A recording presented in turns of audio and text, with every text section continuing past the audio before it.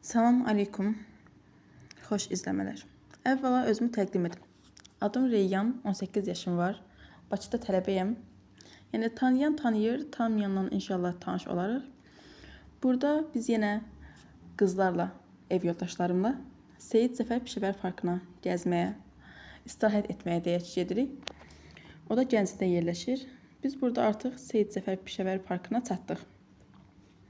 Və budur Seyid Zəfər Pişəvər Parkı. Qızlar yenə öndə gedir, məni arxada qoydular. Şaka, mən yenə gecikdim və gec qaldım.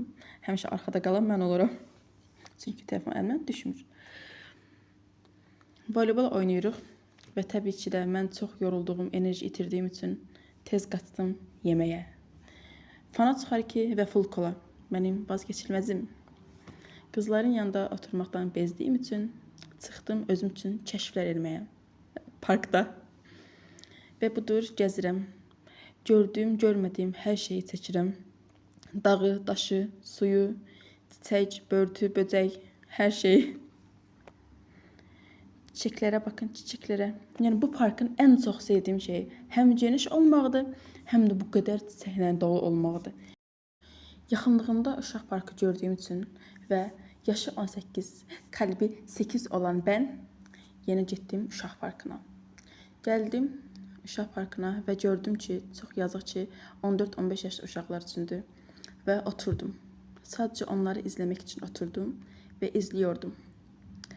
Duyğulanıb atanın qızını yerləncəkdə yerləməyinə baxmaq istəyim dərkən çox talihsiz bir olayla qarşılaşdım. Yəni yuyulmamış çömçə kimi qaqaş gəldi, özünü necə soxdusa ortalığa.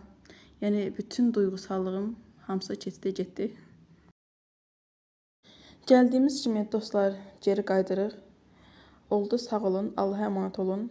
İnşallah sevdiniz. Yəni bir çox professional falan filan değildi, amma yenə də izlədiyiniz üçün çox sağ olun.